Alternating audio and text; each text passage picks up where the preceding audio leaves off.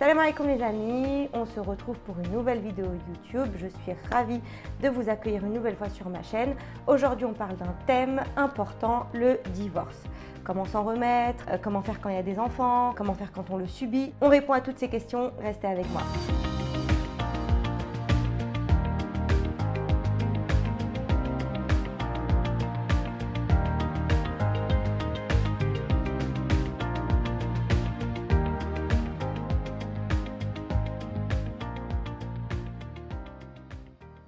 Première question, comment ne pas tomber dans la peur post-trauma, peur de l'engagement des hommes de la belle famille?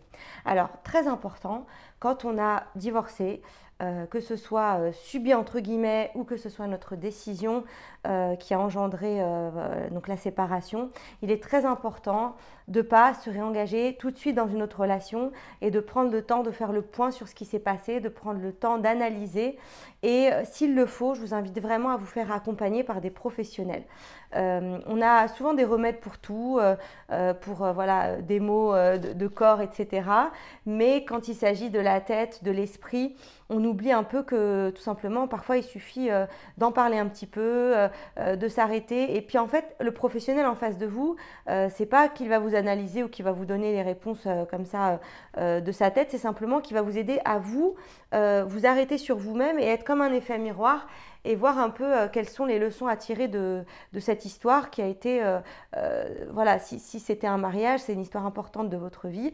Et donc, il faut pouvoir vraiment s'arrêter, savoir qu'est-ce qui a été, qu'est-ce qui n'a pas été, faire le point et être totalement honnête et sincère avec vous-même, quitte à ce que ça soit un peu difficile, douloureux, que ça fasse mal, mais pour le bien. Donc pour le bien, c'est-à-dire pour une suite meilleure, pour un avenir meilleur.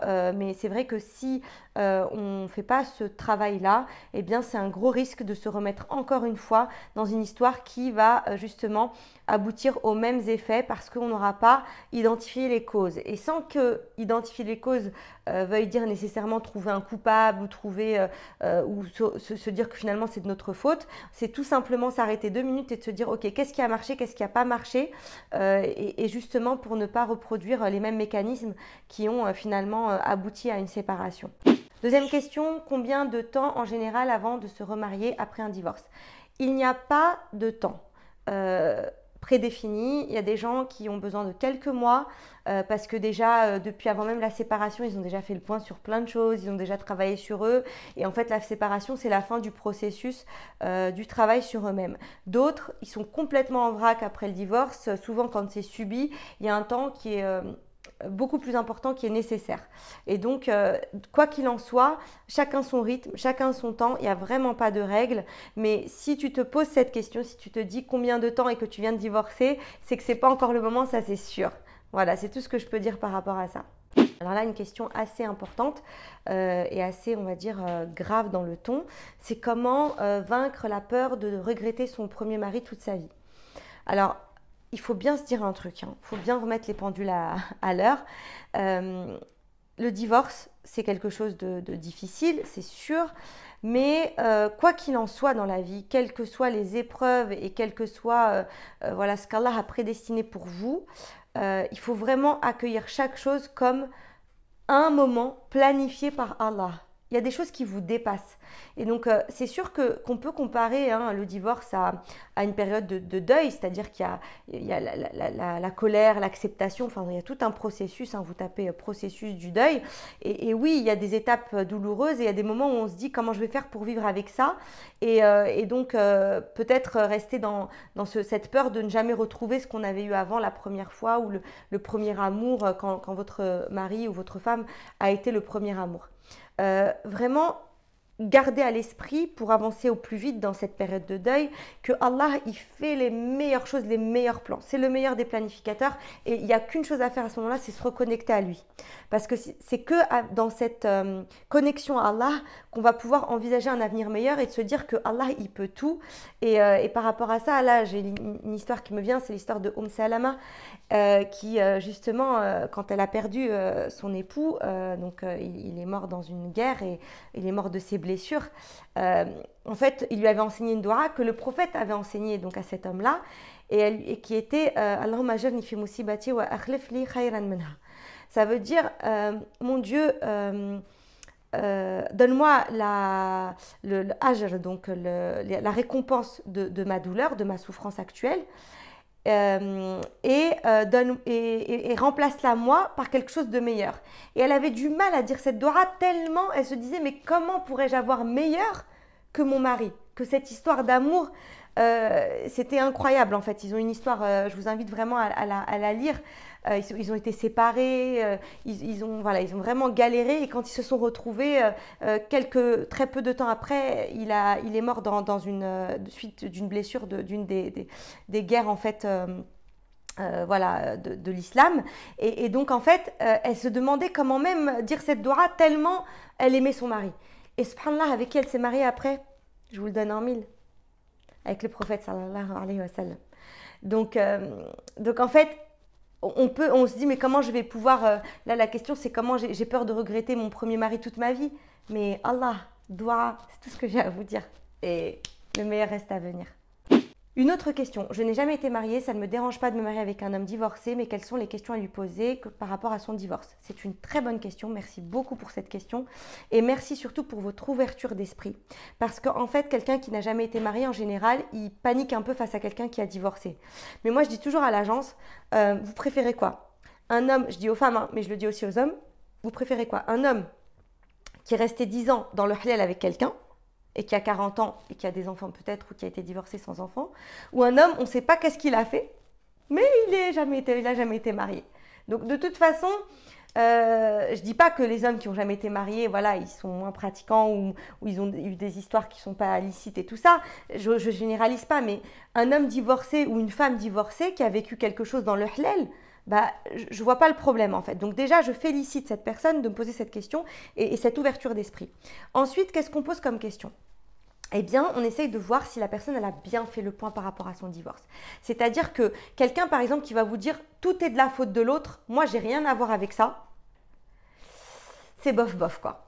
C'est qu'il n'y a pas un point qui a été fait, il n'y a pas de leçons qui ont été tirées et c'est un gros risque de reproduire les mêmes erreurs parce qu'une personne qui pense que… En fait, un divorce, c'est jamais 100% l'autre. Ça peut être 99%, ça peut être quelqu'un de horrible, ça peut être tout ce que vous voulez, mais c'est jamais… Parce que même une personne très violente, très méchante ou qui a vraiment été injuste avec quelqu'un, l'autre, elle a accepté aussi cette injustice à un moment donné. Donc, de toute façon, il y a à faire le point sur soi, quoi qu'il en soit par rapport au divorce. Ça, c'est très important. Donc, les questions à poser, c'est peut-être quelles leçons as-tu tirées, quels apprentissages tu as pu avoir dans ton histoire passée. Et si la réponse est oui, j'ai mes torts, c'est partagé, il y a des choses que j'ai acceptées que j'aurais peut-être pas dû au départ, ou bien, voilà, en fait, bien comprendre où la personne en est par rapport à son histoire vécue. Et là, si vraiment c'est cohérent, si on vous sentez qu'il est équilibré, que c'est du passé, que c'est une histoire bien derrière lui, mais bien analysée, c'est bon, bismillah. La question comment savoir si on est prêt à se réengager, c'est un peu comme la question qu'on pose à l'autre pour savoir si c'est bien fini par rapport à son histoire passée. Sauf qu'il faut la poser à vous-même, c'est-à-dire qu'en tant que personne qui a divorcé, où j'en suis, de quoi j'ai envie, de quoi j'ai besoin aujourd'hui, et prendre le temps. Ne pas se précipiter, c'est très important. Mais si on ressent le besoin d'être avec quelqu'un, de reconstruire, qu'on a envie, que notre histoire, elle est bien derrière nous, l'histoire donc du divorce, du premier mariage ou du mariage précédent est bien derrière nous, eh bien, pourquoi pas en fait? Il faut s'écouter, il faut vraiment se faire confiance par rapport à ça. Alors là, on a une question importante. C'est quel conseil pour des enfants qui subissent le couple de leurs parents au point de vouloir leur divorce? Donc des enfants qui voudraient le divorce de leurs parents. Alors, moi, je pense que par rapport aux enfants, quoi qu'il en soit, qu'on ait du mal à leur dire qu'on veut divorcer, qu'on ait du mal en ce moment dans le couple et que les enfants ils nous voient souffrir, etc. et qu'ils veulent qu'on divorce, les enfants n'ont jamais à prendre de décision à votre place. Ça, c'est très important. Vraiment, les enfants, certains viennent me voir en me disant « mais ils subissent complètement, j'arrive pas à divorcer à cause d'eux, etc. » Les enfants ils vont faire leur vie et plus vous leur mettez votre souffrance et vos problèmes sur eux et vous leur donnez le power en fait, le pouvoir de décision, et plus ça les met en difficulté, ça les rassure pas. C'est pas du tout leur rôle en fait. Eux ils doivent être dans, vous pouvez les accompagner dans l'acceptation, Et même si vous vivez des difficultés, là par exemple, la question c'est je vis des difficultés avec mon mari ou avec ma femme et mes enfants ils subissent et ils veulent qu'on divorce. Mais en fait, c'est pas eux de décider. Donc vous par contre, vous avez une obligation entre guillemets en tant que parent et en tant que surtout que couple amoureux ou en tout cas couple marital de faire une action, de mener, enfin d'avoir de se battre pour le couple ou pour justement cette décision qui serait le divorce. Mais c'est la vôtre, elle vous appartient et ce serait une terrible erreur de mettre vos enfants dans cette décision parce que ça leur ferait porter une part de responsabilité dans le divorce. Donc prenez rendez-vous avec un thérapeute de couple, avancez dans votre histoire, battez-vous pour s'il y a des choses à rattraper ou bien prenez la décision de vous séparer, mais c'est une décision qui vous appartient. En aucun cas, les enfants ne doivent avoir une place dans cette décision, qu'elle soit pour rester ensemble, pour divorcer ou autre. C'est vraiment important. Comment refaire sa vie quand on est divorcé et qu'on a 3 enfants et que 90% du temps est pour eux? Eh bien, tout simplement, c'est que pour le moment, vous n'avez peut-être pas envie d'avoir quelqu'un dans votre vie. En fait, il faut accepter, il n'y a pas d'obligation de se remarier tout de suite, il n'y a pas d'obligation de se remarier tout court. Donc, en fait, si aujourd'hui, vous avez 90% pour vos enfants, peut-être qu'il reste 10% de temps pour vous-même, mais il n'y a certainement pas de la place pour le moment pour une autre personne. Donc, soit ce temps sera réduit un petit peu, soit il faut trouver comment, si vraiment vous avez envie de vous remarier et que vous avez envie de partager ce temps-là de vos enfants aussi avec une autre personne, parce que ça deviendra une famille recomposée, eh bien tout simplement, il faut trouver la bonne place et vraiment faire de la place à l'autre avant même qu'il n'arrive. Parce que sinon, c'est un gros risque qu'il ne puisse pas justement trouver sa place au sein de ce foyer. Et donc, est-ce que vous êtes prête vraiment? Est-ce que vous avez envie vraiment? Écoutez-vous, vraiment écoutez-vous. Comment être sûr de vouloir divorcer? Parfois, c'est pour faire réagir l'autre. Alors, on ne divorce pas pour faire réagir quelqu'un. On agit avant. C'est-à-dire qu'en fait, on peut le faire réagir en ayant une discussion franche, en se faisant aider d'un thérapeute, en se faisant aider des proches, des médiateurs dans la famille. Là, on peut le faire réagir. On peut aussi avoir une petite séparation dans le sens de prendre un peu d'air, voilà, d'aller chez ses proches. Mais on ne divorce pas, on ne prend pas une décision de divorcer pour faire réagir l'autre. Donc voilà, il faut vraiment, il y a des étapes importantes et surtout la communication, parler et se faire aider. Ne pas hésiter à se faire aider quand la communication elle est rompue, elle est difficile. Ça, c'est très important. Il a demandé le divorce pour des broutilles. Je suis choquée, j'ai du mal à m'en remettre. Que faire? Alors là, c'est intéressant comme question parce que en fait, ça pose la question des bonnes et des mauvaises raisons du divorce. D'accord? Parfois, les raisons évoquées superficiellement par l'autre ne sont pas les vraies raisons en réalité. Et donc, c'est vrai que c'est encore plus difficile de s'en remettre quand en fait, on a l'impression que la raison, elle est vraiment pas fondée en fait. Mais pour que quelqu'un en arrive à vouloir divorcer, c'est que certainement, il y a des choses quand même assez graves et bloquantes. Alors, parfois, il n'y a pas la franchise de l'autre côté, c'est-à-dire qu'il ne vous dit pas tout, ou elle ne vous dit pas tout. Peut-être par crainte, peut-être par peur de blesser, peut-être... Voilà, ça, c'est une des possibilités. L'autre possibilité, c'est aussi qu'il y a une différence de jugement. Ce que vous jugez être une broutille, pour la personne en face, ça l'a complètement détruite en fait, ou ça l'a complètement empêché de poursuivre avec vous.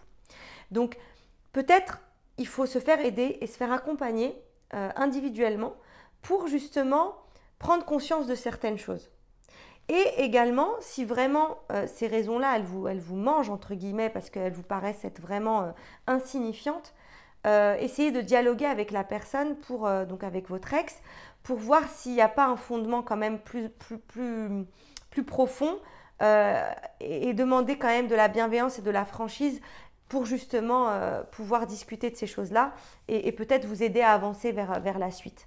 Mais quoi qu'il en soit, une fois que c'est fait, une fois que ça y est, vous êtes divorcé, il faut vraiment être dans un processus d'acceptation et d'aller de l'avant avec, comme je vous l'ai dit tout à l'heure, l'assurance qu'Allah est avec vous et qu'il va vous donner le meilleur. C'est le seul moyen de s'en sortir, selon moi. Pas ressasser et pas rester dans ce passé qui n'est pas constructif, en fait. Voilà. se marier avec un divorcé quand on n'a jamais été marié? N'y a-t-il pas un décalage? Alors, c'est une bonne question.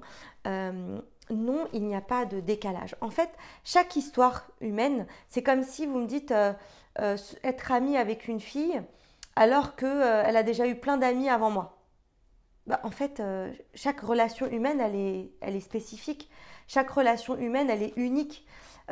Et donc, entre deux personnes, ce qui se passe entre deux personnes, ça reste entre les deux personnes. Et ce qu'il aura vécu ou ce qu'elle aura vécu avant vous, ce sera une histoire qui est différente de ce qu'elle va vivre avec vous ou de ce qu'il va vivre avec vous. Donc vraiment, il faut essayer de zapper complètement les histoires passées et de construire quelque chose de solide aujourd'hui, ici et maintenant, avec une personne qui a donc envie de refaire sa vie.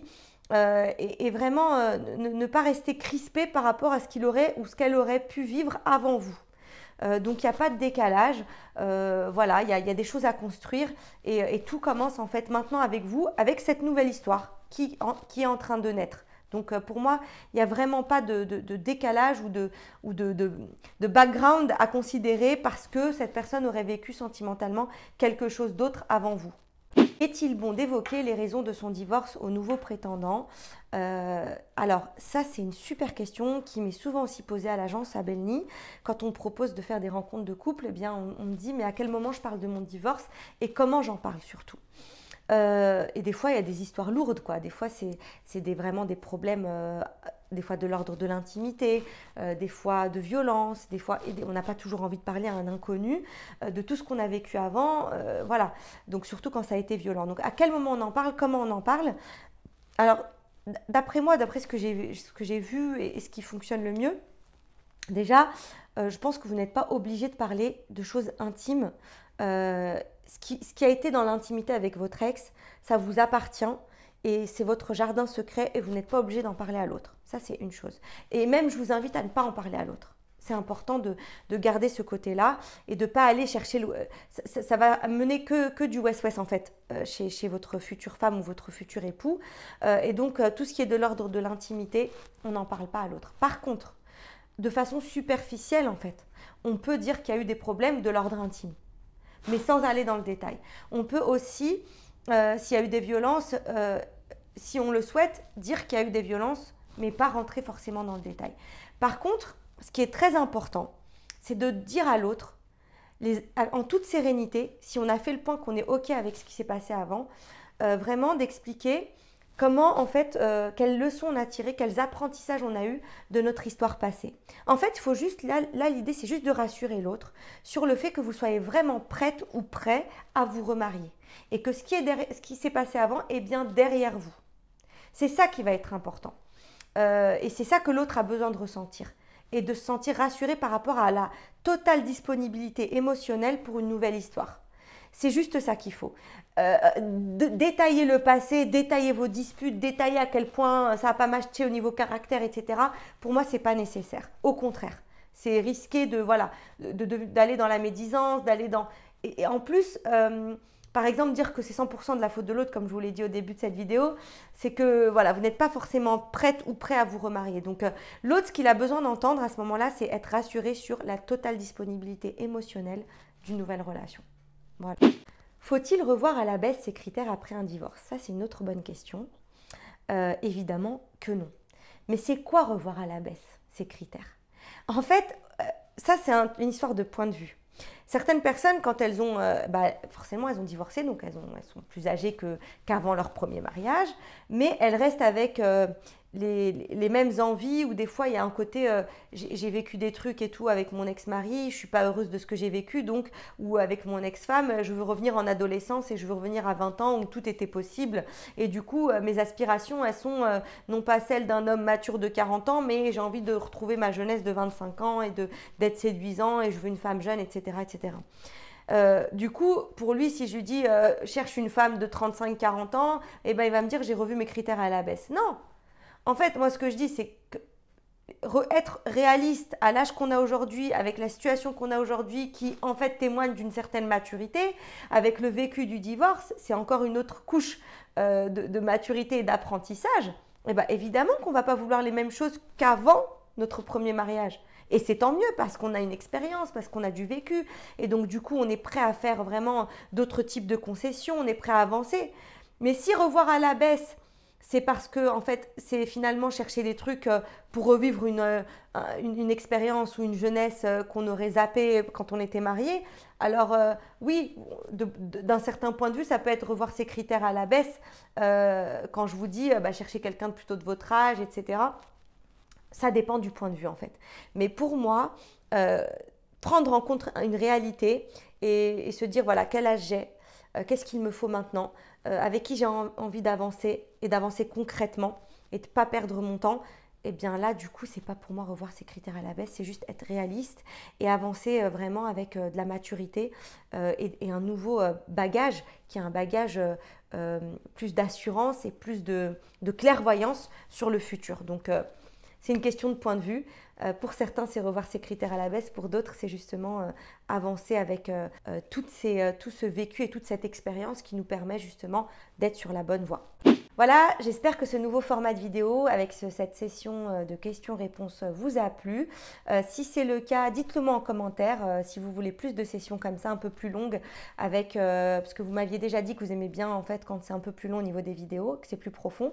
Donc là, je propose une session questions-réponses. Si ça vous a plu, dites-le moi en commentaire. Et surtout, abonnez-vous, partagez un maximum de célibataires qui auraient envie d'avoir ces conseils-là pour se marier, Inch'Allah. Et je vous dis à bientôt pour de nouvelles vidéos. Salam alaikum.